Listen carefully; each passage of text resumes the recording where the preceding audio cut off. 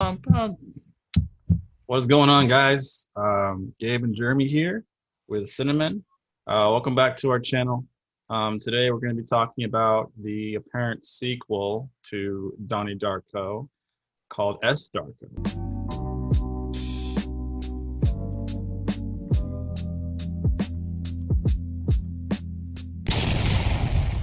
Yeah, this sequel. Apparently, this is a sequel to the cult classic Donnie Darko in 2001. We're going to try to go into it and then, of course, give you our thoughts, many negative thoughts on this movie. There Um, are a lot of weasel words in your intro, like apparently, try. Okay, I'm trying to be very, very like logical and neutral about this movie until later in this review. Then we'll get to the nitty gritty part of why this movie shouldn't have been made and yeah, why I think Richard Kelly probably, because he wasn't involved in this movie at all. sure. He wasn't. No way. They were they had the rights to it, and they were trying to say, like, during the whole like opening credits, they're like, based on the story by Richard Kelly. I'm like, oh, clearly he's not involved in this movie. I wonder what he thinks. Um, I bet he hates it, dude. I oh think yeah. he. Oh, I bet like he felt insulted. I would say. I would assume. No way he doesn't hate it. I mean, he hated the theatrical cut of the first movie of his movie. He didn't even like that version. So I can only imagine Yeah. feelings about this film. But he would not be in the minority. This is a universally despised film. Yeah. I think I had like a 3.2 on IMDb. I think it should be Like a three. lower than that. Anyway, so if people haven't seen this movie, we're just going to get into the story basically. Um, Takes about 7 years after the events of the plane crash that crushed Donnie Darko in his bedroom. It's following 7 years, and apparently Samantha Darko, which is Donnie Darko's younger sister, played by the same actress. The movie Mhm. takes place 7 years after, so it's in the 90s. Apparently, she has run away from home and she is on this road trip with this sort of best friend or relationship. I don't know. They're friends apparently. With this person named Corey, and they're on the road from Virginia to California. But suddenly, their car breaks down in the middle of a countryside road in, uh, I think, West Virginia or something, and they get picked up by this guy in this Firebird. This guy in this like really tight black T-shirt. Um, it's the guy playing. He plays. I don't know what the name of the guy who plays it, but he plays this character in Gossip Girl. Have you seen Gossip Yeah. Girl?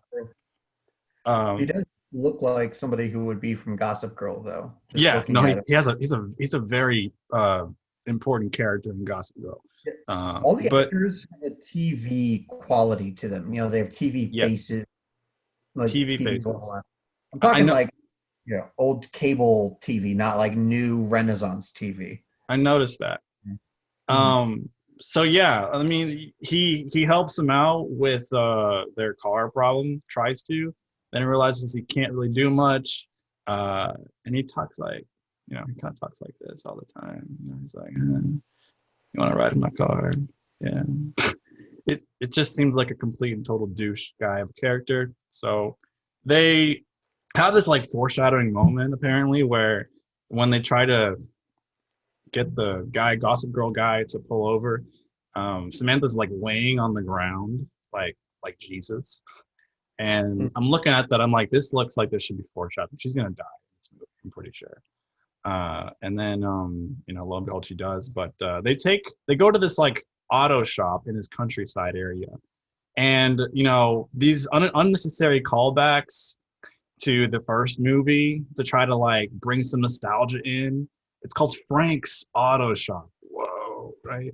Frank's Auto Shop. Who would have thought? Yeah, we got to talk about the callbacks and just the repeats because it gets pretty excessive Yeah. immediately. No, it really heavily relies on the original Donnie Darko film.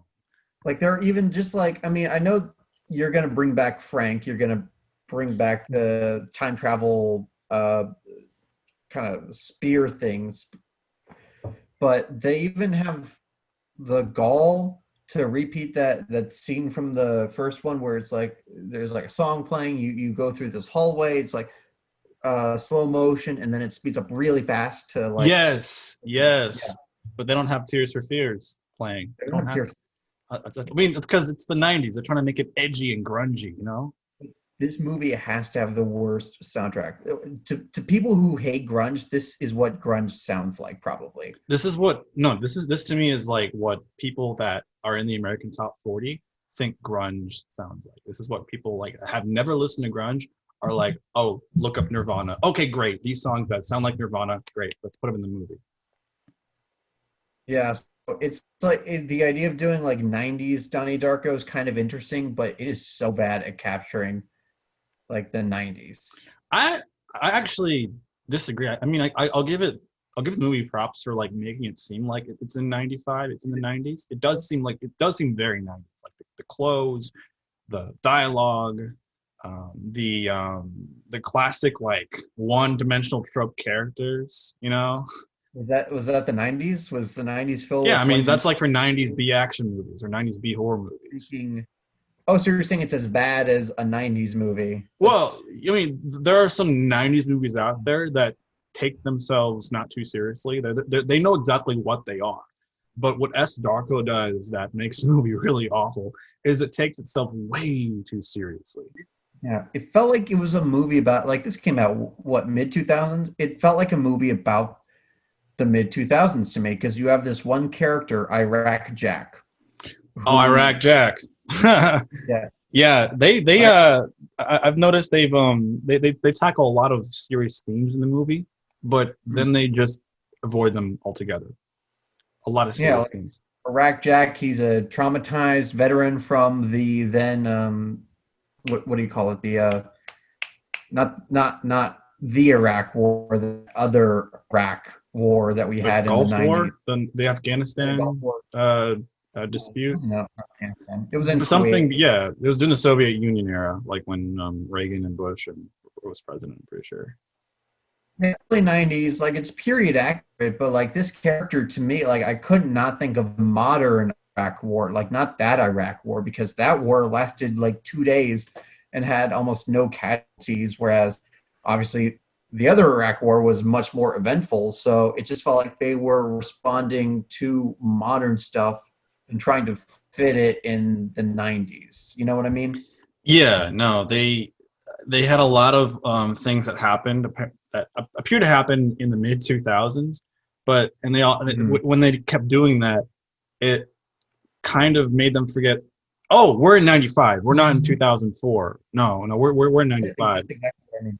They That's forgot exactly that what they I mean. were in their own time setting. Uh, Mhm. but they still had the grunge music. Don't worry, they had the grunge music to try to appease fans and thinking, oh yeah, we're in the '90s. Yeah. Yeah, Every time they play one of those songs, I just imagine Kurt Cobain killing himself. Um, he already killed himself like way before this movie like took place, right? well, what year does it take place? He died in '94, so '95. okay. Yeah, There you go.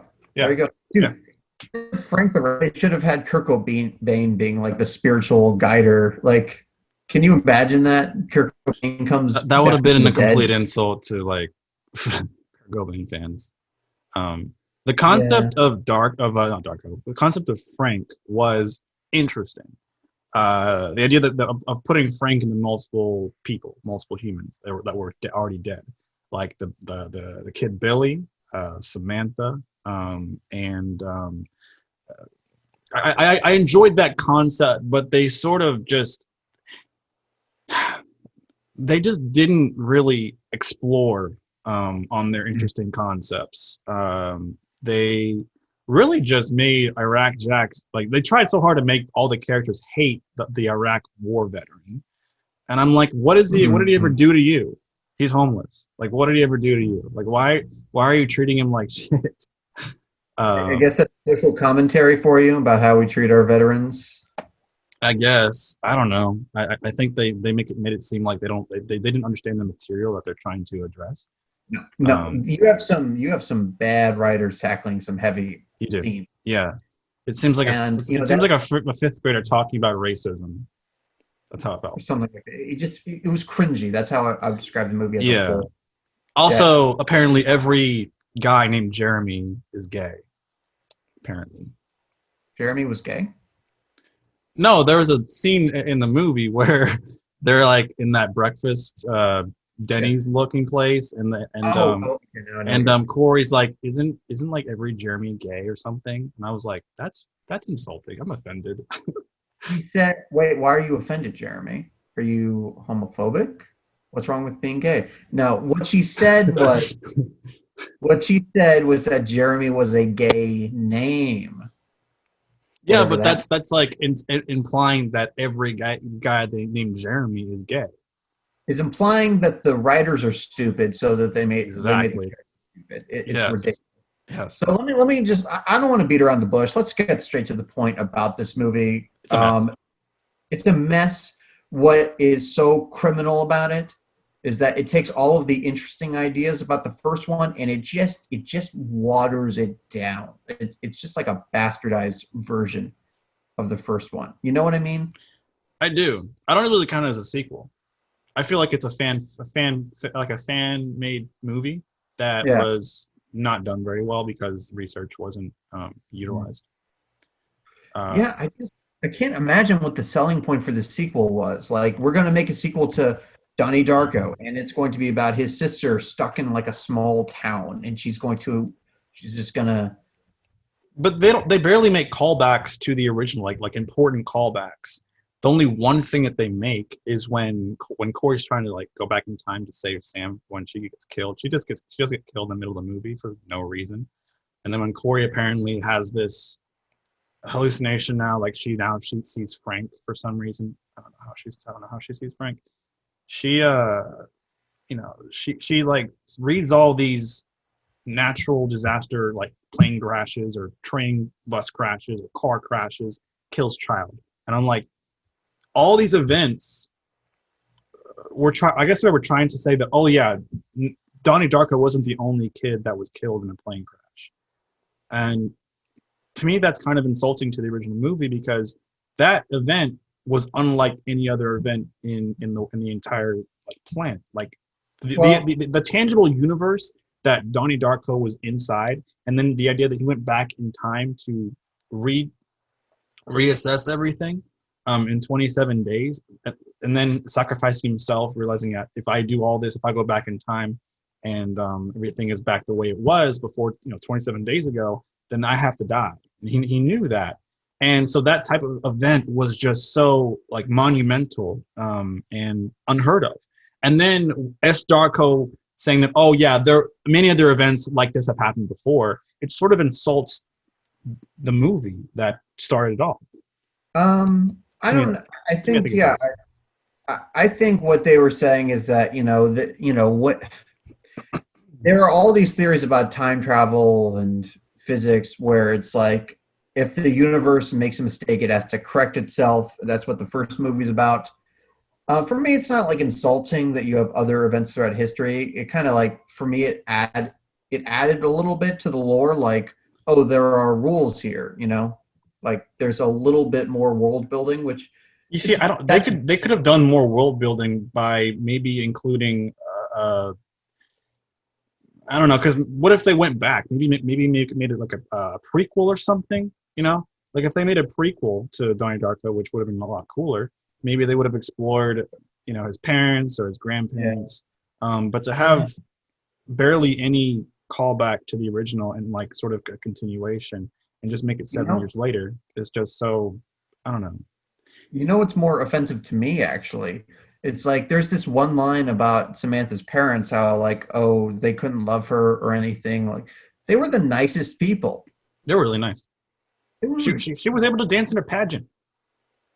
yeah. Yeah. So just the fact that like I get that the death of a child can be very traumatizing. It can really hurt a family, but it just seemed really dismissive of that first movie to just say, yeah, they were assholes. They couldn't love her. Yeah. And how does she also get the Philosophy of Time book? Do you know how she gets that book? That actually doesn't make sense because Doesn't make any sense. Donnie, yeah, he went back in time, so he never got that book. Yeah. So how does Samantha have that book in her suitcase? Which is beyond me. Uh, I mean, I knew that this movie would not make sense. Like that was just an expectation we had. To an extent, the first movie doesn't even make sense. But The first movie that doesn't make sense, but it allows the audience to discuss it and have a big discussion about tangible universes. Mhm. And like, yeah, the movie feels disjointed, and yeah, the dialogue is a little bit rough at times, but the concept is really interesting, and the way that they uh, craft it through the story is pretty cool. Um, Yeah, and that the cool thing about that first movie is even though it was weird and there's a lot of kind of WTF energy going on, it still actually follows a very coherent plot structure. You you got the understand what's going on yeah, mostly. like I'm never like I just don't even I don't get what I'm supposed to feel. I'm not sure what this means for the story. Like with this movie, it's like it just it breaks down. It's like a car with no gas trying to make this cross country trip, and before it finally gets to the finish line, it just like falls apart. Yeah, You know, it's like talking about the beginning part of the movie, where when the car breaks down, you're like, oh wow, that's what the movie feels like. that's what the movie is. It That's never exactly makes it to the that end. was, It never makes it to the end. yeah, that was the foreshadowing. That was It the that real was the you're exactly right. That was the foreshadowing. yeah. Can we talk about the pastor and the lady who was like in cahoots with the pastor? Oh, dude, that's hilarious. So the pastor's wife, the freaky pastor's wife, she would. Have you ever heard of Showgirls? Seen Showgirls? I've seen show, yeah, a little bit of it. Yeah, that's the woman from Showgirls. Uh, okay, interesting. Yeah, cool. Is she a good actress? No, no, I, I no, just no. I heard I just Showgirls. I watched a little bit of Showgirls and I was like growing up and stuff because whatever. But I heard the movie was not very good. it's infamous. I just think it's funny. She went from Showgirls to playing this really religious, like evangelical, Oh, the weird. juxtaposition of both Yeah, I roles. just thought that was funny. I But, see. yeah, Yeah. Uh, yeah. so I guess that they're actually the protagonist. You know what I mean? Like the protagonist of the movie. Like Are they? it's like the honorable mention protagonist of the movie. Because at the end of the movie, they still are able to do what they want to do, Uh, kidnap the kids and keep them inside this mine. And who knows if they'll ever get saved? Samantha doesn't even like bother to save them. Samantha is such a bad. I guess we'll get to this. I thought she was such a terrible protagonist compared to her brother. Yeah, she Um, honestly was like mm, super. It really yeah, messed. It really just everything that she said and everything that she felt was so forced to me. yeah. The scene with the douchebag guy from Gossip Girl and they're in like their room or whatever, and she's like, I just wish that I was like alone and never around people and yet people still know who I am and I just want to be a dancer. I'm like, where is this Yeah, coming dude. from? Turns out What? that little girl from Donnie Darko did not grow up to be Meryl Streep. She did not make that career No. arc. Oh, what else is she in besides these? I have no idea. Yeah, I, you know, I'm there are surprised some that she signed up to be in this movie. I'm surprised. Like she was the only why. person. What she wasn't getting called in to do freaking anything else. Like it's not like she was on a thriving career path. She's like, okay, yeah, I'll do this sequel to the one famous movie I was in. Yeah, sure. Yeah, but whenever you read the script, and yes, of course, if you're giving a boatload of money to do something that's not good and something that might ruin your career, do you do it still? Like, I don't know. You tell me. I mean, no one.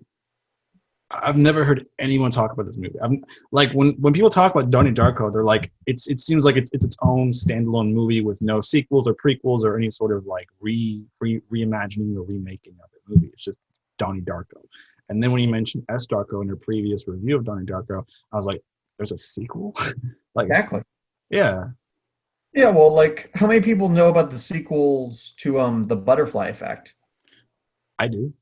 I think I know that you do. I mean, Yeah. How many? I don't think they're as bad. Honestly, there's two sequels. I don't think they're as bad as Darko. I think they're fine.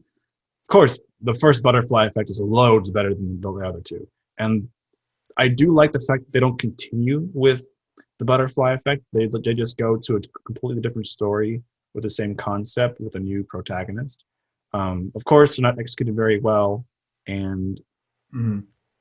I'm just kind of like a sorry sucker for like movies that involve time travel and like the idea that a person wishes they could go back in time to repair or improve something that they wish didn't happen, and then they go back to the present time and everything's changed. I really I'm a sucker for those kind of movies. So I think that they're watchable. Of course I understand their flaws, but I don't think they are as bad as a sequel to Donnie Darko like this one. How many people? I mean, I'm just making the point here that there are so many movies where it's like that had a sequel, that had five sequels. Like American Psycho. Did you know that had a sequel? I know that there was a remake to Psycho with Vince Vaughn. No, American Psycho. Um, I actually no, I didn't. I know that American Psycho had sequels, but I know for sure that Christian Bale wouldn't even do them. I've Yeah. heard about them. Um, Maybe we should explore sequels that people don't know about or like were completely panned. We should just create like a series of things that we just watch and that are like based on cult classic movies or movies that were like high in critical acclaim, and we watch their sequels or prequels that are nowhere near as good and completely just forgotten. The direct to DVD sequel, which I'm assuming this was direct to DVD, was I'm it? sure it was. Look how it was recorded.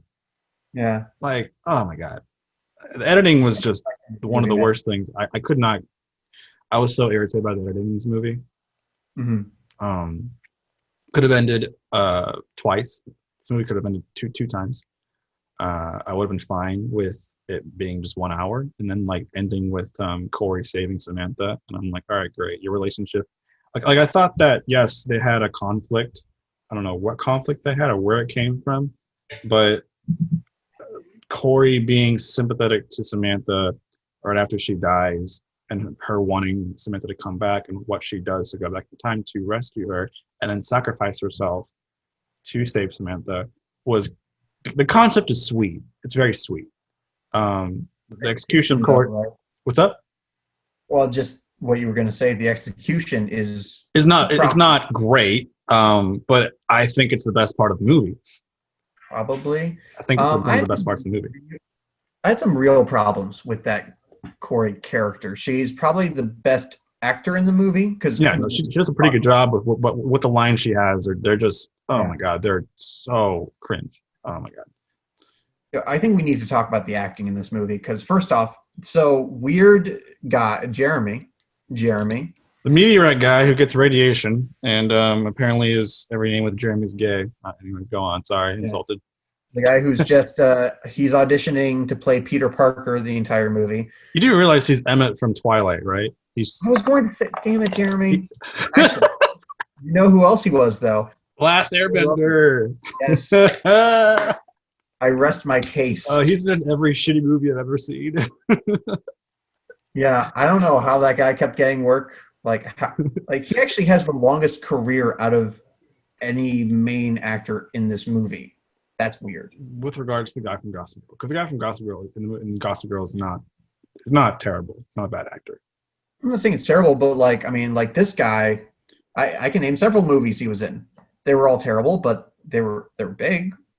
They're big because they're so bad. Like they're the ones that he's in have gotten so much praise and publicity because they're so bad. Yeah, I wouldn't call it praise, but yeah, better than nothing, right? Negative praise. Yeah, yeah. But so there's that guy. I mean, I really had no idea what they were doing with his character. He goes psycho for no reason. Maybe it's the No radiation, the meteorite, but then he just really just he creeps Samantha out during the whole July 4th fireworks thing, and I'm like, what is your objective? Why are you? What makes you become insane and go crazy? What's the movie's objective for the character? Why is he there? I don't know. Exactly. Now, the one thing I liked, or at least visually liked, was the new Frank mask. I think the new Frank mask was cool. I have no idea where he got the Who idea. knows why he was like, I'm gonna put this mask on. Who Mhm. knows? I like the concept of Frank being in multiple people. That's That was cool. cool. Um, the little kid, the Billy kid, he was sort of, he was sort of menacing, I would say. Hmm. It just felt so generic, like generic horror movie. Like, let's get a little kid. Let's get In Samantha red comes back. pajamas. Yeah, it was also basic. Like, the original Donnie Darko, it's like a bunny. That was original. Aside from, repeating Frank, it just like it couldn't come up with any cool idea. They didn't know what to do with the bunny as well. They were like, well, we. I felt like during the whole like writing part of this movie, the screenwriting part, they're like halfway through writing, and they realize, oh, we don't even know. There's no one's wearing the bunny suit. The bunny suit was a big thing in Donnie Darko. Come Mhm. on, like we gotta incorporate it somehow. I think you're right. Yeah, I Like they honestly, just shoehorned the bunny costume in the movie at the very end. does this not feel like it was originally just a completely different script? Like somebody wrote like this, these girls go on a road trip, their car breaks down, some weird stuff happens, and like somebody came along and said, we've actually been wanting to make a Donnie Darko sequel. Would you mind making that character Donnie Darko's sister? Like if that were the story of how this movie got made, would that make sense to you? So everyone like, yeah, yeah, oh yeah, that's a great idea. Donnie Darko was such a hit. It's It been was like not a hit. 7 years. It's- well, later on, like of course Yeah. it wasn't good like budget wise and box office and stuff. They didn't break they didn't even break even. But like it No. became a cult classic later on. It became like a Fight Club type of movie. But yeah, 7 years later, they're like, yeah, we gotta continue with this story, and this would be a great cash grab. Yeah, let's make it Donnie Darko like two. Let's do it. But like it's about his sister, so it's like S Darko. It's sister, so it's S. Mm. You know, Honestly, when I started watching this movie, I asked one question: will this be funny bad or boring bad? It was mostly boring bad. mostly That boring was just bad. I agree. yeah, I agree. yeah. Um, I didn't even feel outrage. I just didn't feel anything. I felt so bored. Mhm. I really felt so bored watching this movie. Like Uh, it. I don't know if I've told the audience yet. It took me so many tries to finish this movie. Literally, so I rented it on Amazon. They give you 48 hours. It took me so long that I had to rent it again. I just kept starting and stopping, like this movie. It starts and it stops. that's right, guys. A That's movie how, that'll keep you watching for 5 days. because it's so commanding. Like, oh, you stare at it hypnotically. Yeah, Also, can we put this under the subgenre of movies that took a child character and like a child girl, and now that she's grown up, we're going to sexualize her? yeah. She was wearing a lot of skimpy clothing, Mm. tank tops, short shorts. Also was, you know, being creeped out by the priest pastor guy when they go to the movie part theater. Uh, with the whole Yeah, bracelet thing, that was weird. That pointless. was so unnecessary. Yeah. Um, and like, I mean, I knew where that was going, but I wish it didn't. Because like, when you first meet the pastor, he gets insulted about how his religion sucks by Corey. Like Mm. how he might, I mean, he might never have sex or something. And I'm like, okay, I know he's a pastor, and like, yes, you made Patrick Swayze and Donnie Darko be a child molester, okay, but can you please maybe shift it? Maybe make Christianity seem like a good thing in a movie. No, they bashed it. They bashed Christianity all the way through. And I'm not saying that Christianity is a good thing. It should be a positive thing or a negative thing. I just feel like every movie that brings up a sort of religious theme, it's often told that Christianity is not a good religion to believe, and it often leads to child molested priests and stuff. It's just a big trope that gets overdone. It's just all stereotypes, you know. Yeah, There's the pervy preacher. There's the wacky, insane veteran. There's the super incel-y nerd, you and then know. there's like the super like douchey guy who's like sort of emotional. Yeah, yeah.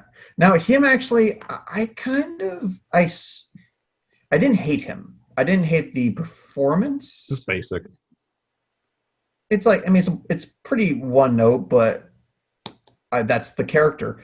The stuff with his brother, his missing brother, I thought that was okay. I thought that they would explore that like Yeah, concept I of think him missing a brother, but then they don't even do that. So it made me no, realize, okay, he's not really much of a character, and I kind of wish they explored more. I was like, oh, yeah, he's missing a brother. Where are his parents? You know, but he just kind of appears out of nowhere with his Firebird, and I'm like, oh, you're just kind of like that douchey guy. Yeah, sure. And I didn't like how I don't know, like the relationship he forms with them felt very weird to me. Just like, they don't even like even introduce each other. Like whenever like the two main characters and him meet for the first time on the road, they don't even introduce each other barely. Like it's nothing.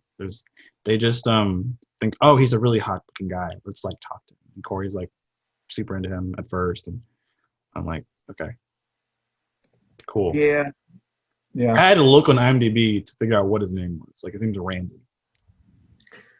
I can't remember any. I only remember Jeremy because of you and because Jeremy's a gay name now. Apparently. Declared. Yep. Oh, this one thing really pissed me off. So whenever towards the end, when living Samantha finally meets the Iraqi guy for the first time, and not like corpse Samantha, like over during the night. Whenever she gives him the book of the philosophy of time travel that's written by Roberta Sparrow, he tells her, "Oh, my name's not Jack.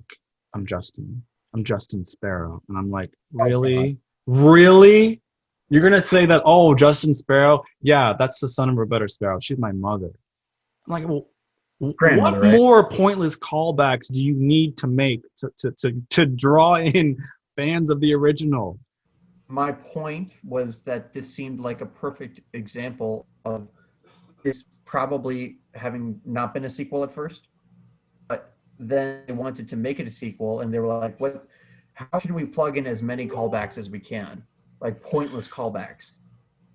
Yeah, That was fun. You can just make him Roberta Sparrow's, grandson. It was so brainless. yeah, yeah. They felt like a last minute edit to me, and that had no point and no semblance at all. I just was like, why would you like if you're gonna make make it a callback for a reason, and don't make a callback for the sake of bringing people that were fans of the original. Mm. So, yeah, I'm gonna give this movie about a 2 out of 10. 2 out of 10. Yeah. Okay. So see, actually, for most of the movie, I thought that 3.6 was a little harsh. Like, I didn't think it was that bad. Two And out of then we 10. got. No, we got. I'm saying here, we got to the ending. It really ran. Like, I sent you a text message.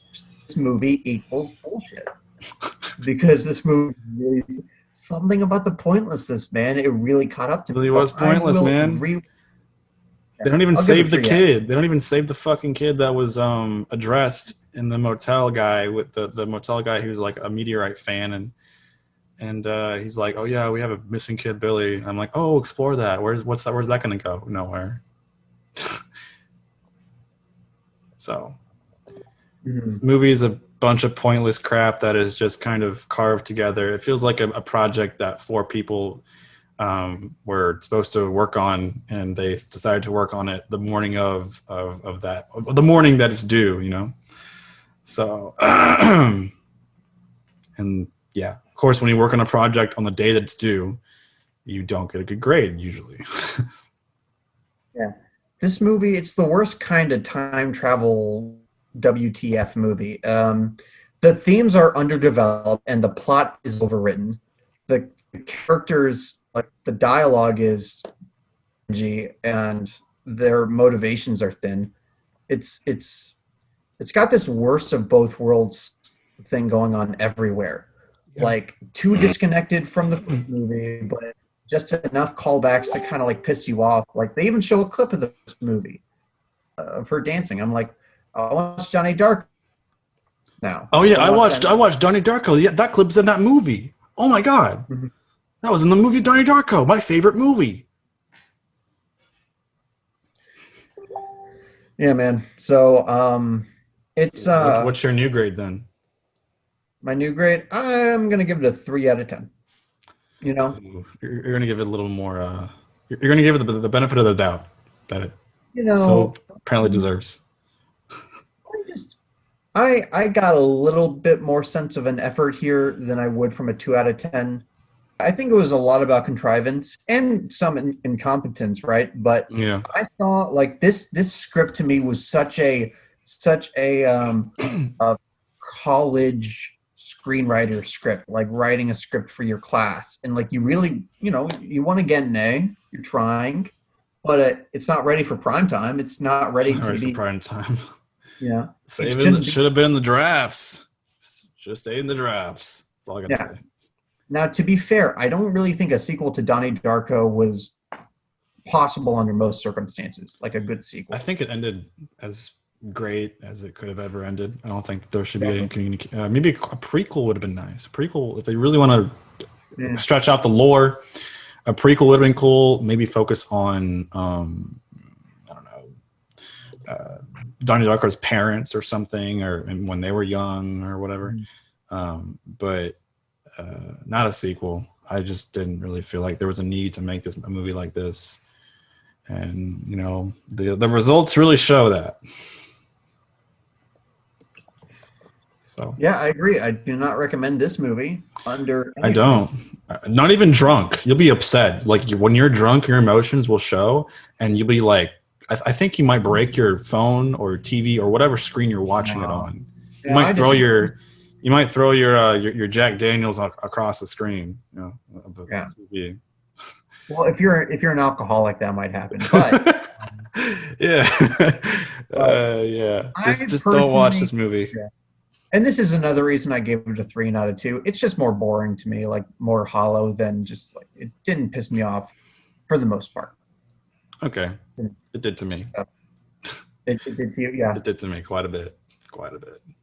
So, but anyways, that's our long, dreary review of S. Darko. If you liked watching this video, let us know what you thought in the comments below. Subscribe for more videos to come. And with that said, my name is Jeremy. And I'm Gabe. And this is Cinnamon signing out.